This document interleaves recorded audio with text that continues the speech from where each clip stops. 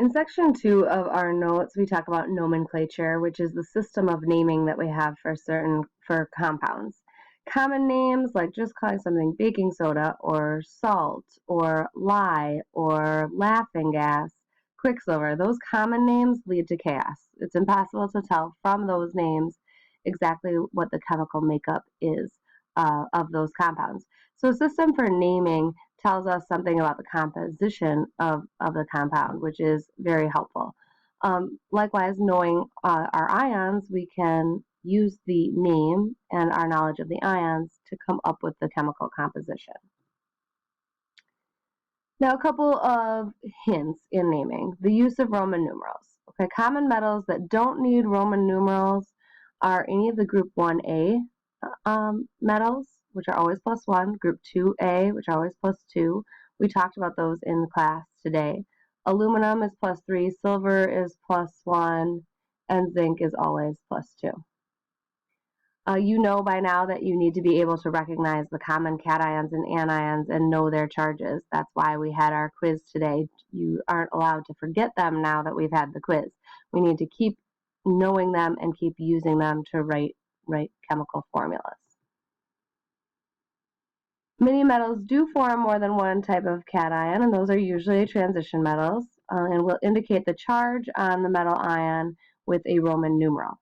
So if we're going from the formula, for example, FeCl2 versus FeCl3, we would indicate that it's iron 2 chloride and iron 3 chloride, respectively. We know that it's iron 2 based on the fact, in FeCl2, for example, based on the fact that chloride is always -1. So if you kind of reverse crisscross, if you remember the crisscross method, reverse crisscross allows us to say that that's iron 2. In PbO, you might think that it's lead 1 oxide because there's only one oxygen, but lead has a +2 charge there to balance out the -2 of the oxide. So knowing those anions is important in determining Roman numerals as well. PbO would be lead 2 oxide, PbO2 would actually be lead 4 oxide. There is an alternative system from old literature which uses the Latin root name and then ending in ic or us. I wouldn't be too worried about knowing these or memorizing them, but probably two that you should know are iron and copper. Iron symbol is Fe. That comes from ferric and ferrous. Ferric for the Fe+3 charge, the higher of the two charges of iron, and ferrous for Fe+2. So these would be two alternative names. CuCl is cuprous chloride because it's the Cu+1 ion, which is the lower of the charges. CuCl2 would be cupric. Those could, again, be called copper 1 chloride or copper 2 chloride. I would always revert to the Roman numeral naming system myself, but just to kind of recognize that you might see those pop up.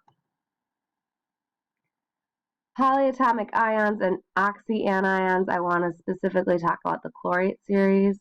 Again, you've made flashcards and have been memorizing those, but the chlorate bromate iodate series have additional prefixes added to them. So this bromate and iodate would follow the same pattern.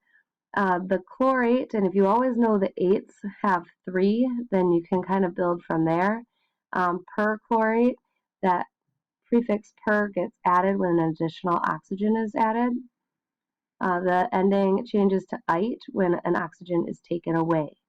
And then the prefix hypo is added when an additional oxygen is taken away. And so we could follow the same pattern with BrO4 would be perbromate. IO3 would be iodate. IO2 is iodite, and so on. Prefixes. When we name compounds, we will only use prefixes with molecular covalent compounds. Molecular covalent compounds are compounds that contain 2 or more nonmetals, generally 2. The nonmetals, again, remember, are on the right-hand side of this stair step on the periodic table. Rules for using prefixes. The prefix mono is never used for naming the first element. And when you have two vowels kind of in order, and maybe I guess I should say like an O and an O or an A and an O, you're going to drop the final O or A of the prefix when the element begins with a vowel. So for example, if you had one oxygen, you wouldn't say monoxide, we say monoxide. And we know that from carbon monoxide. So a couple of examples, P4O10, phosphorus and oxygen are both nonmetals, so that makes this molecular. So we use the prefix tetra phosphorus, tetra for 4 phosphorus, and then deca is the prefix for 10. That becomes decoxide. SF6, notice there's only one sulfur, but we don't say monosulfur, it's just sulfur. And then hexa for the 6 and fluoride. And SO3 would be sulfur trioxide. Acids follow their own set of rules. Acids, first of all, to define that, we will define acids as molecules that produce a solution containing free hydrogen ions. In other words, for our purposes right now, in this moment, acids will start with a hydrogen ion. There are other definitions of acids that we will get to throughout the semester. The rules for naming acids depend on whether the anion contains oxygen. If the anion does not contain oxygen, then we will start with the prefix hydro and the suffix "ic." So, for example, HCl. HCl is hydrochloric acid. HF would be hydrofluoric acid. HBr, hydrobromic acid. If the anion does contain oxygen, the acidic name is formed from the root name of the anion with a suffix of "ic" or "us" depending on the name of the anion. We will not use the prefix hydro for these ions. For example, if the anion names it ends in 8, then we change it to "ic." H2SO4 contains the anion sulfate, so H2SO4 becomes sulfuric acid. We go back to the root name of the element, which is sulfur, and change the ending to "ic." H3PO4, phosphate, becomes phosphoric. HNO3, nitrate, becomes nitric acid.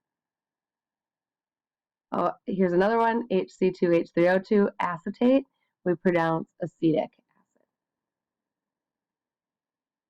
If the anion has an "ite" ending, the suffix "us" is added to the root name.